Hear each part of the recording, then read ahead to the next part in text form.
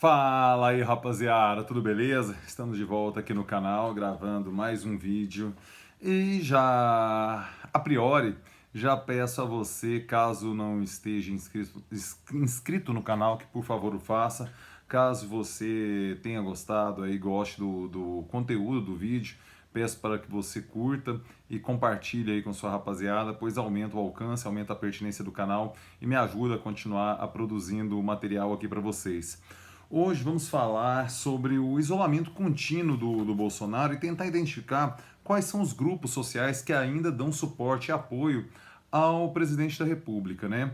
Primeiro vamos tentar listar rapidamente quais são os grupos, quais são as alas que abandonaram o barco de Jair Bolsonaro nos últimos tempos. Vamos começar pelo pessoal da saúde. A gente sabe que uma das categorias mais bolsonarizadas de nossa sociedade foi a categoria dos médicos, né? E por consequência, a influência que os médicos exercem em todo o setor da saúde, a gente pode prever que é um setor que, devido a críticas, né, por conta de algumas decisões do governo do Partido dos Trabalhadores, a área da saúde, em particular dos médicos em especial, aderiu com muita força ao bolsonarismo. Essa ala já não está tão mais convicta de seu apoio ao presidente da República. Naturalmente, de todos os grupos que eu vou citar aqui, sempre vão ter exceções, mas são exceções que confirmam a regra. Sempre vão ter aqueles profissionais, aquelas lideranças que estão cada vez mais isoladas também dentro do seu próprio segmento no apoio às práticas adotadas, às atitudes tomadas pelo presidente da República.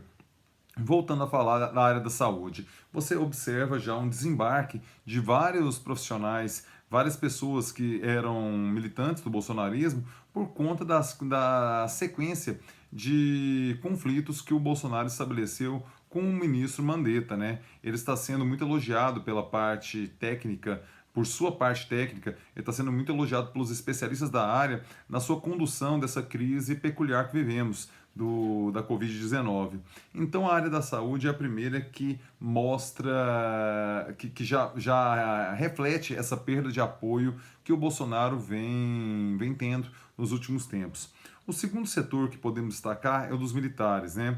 Hoje é um dia muito peculiar, um dia triste da nossa história, onde lembramos o execrável golpe militar do dia 31 de março de 1964.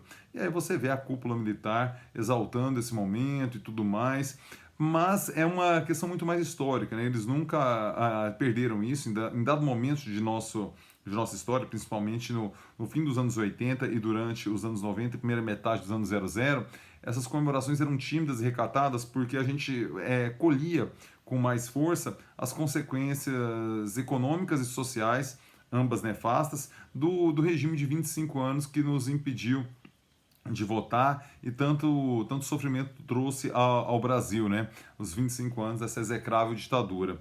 Mas o núcleo militar também já não fica confortável no suporte dado ao governo de Jair Bolsonaro. Eles percebem que essas atitudes treslocadas, essa insubordinação constante de Bolsonaro, que convenhamos, não é novidade, né? Vamos lembrar que o capitão foi expulso do exército num acordo ali para que não perdesse as suas garantias pela reforma obrigatória que foi submetido por insubordinação. Ele, inclusive, pegou cana um tempo ali por não falta de respeito à hierarquia. E uma das coisas que mais tocam a alma de um militar é o respeito profundo à hierarquia. Isso diz muito para ele, isso fala realmente a alma de um militar.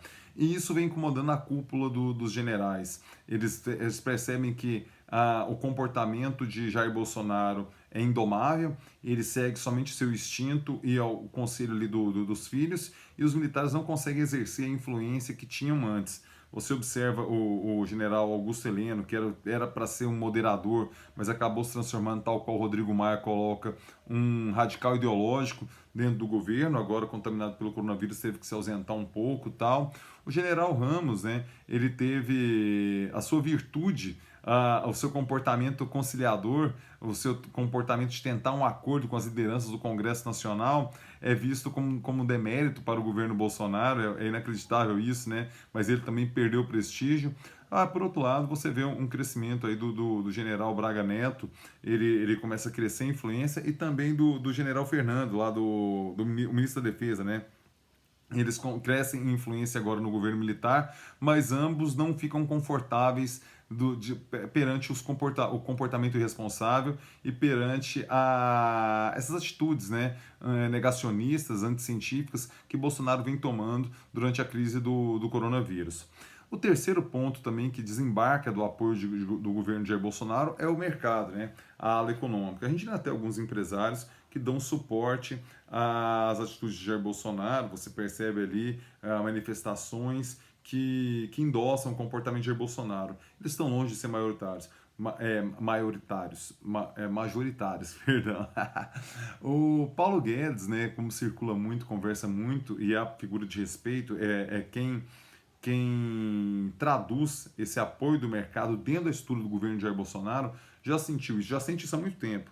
Aquela reunião que ele teve, aquela viagem por Davos, no Fórum Econômico Mundial, mostrou que as políticas em relação ao meio ambiente estavam prejudicando a chegada dos investimentos no Brasil.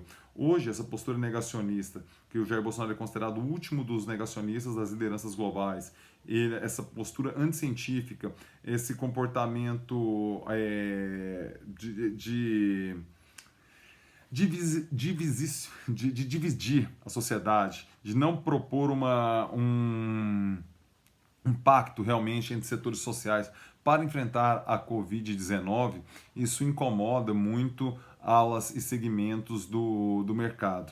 Então, Paulo Guedes começa a observar a perda de apoio do governo de Jair Bolsonaro por conta de não dar as respostas na perspectiva econômica, na medida que tem que ser dada, não é voltando a abrir o comércio, é o dinheiro do governo chegar na mão das famílias e das pequenas e médias empresas para que o colapso econômico, que é incontornável, seja no mínimo mitigado, no mínimo minimizado.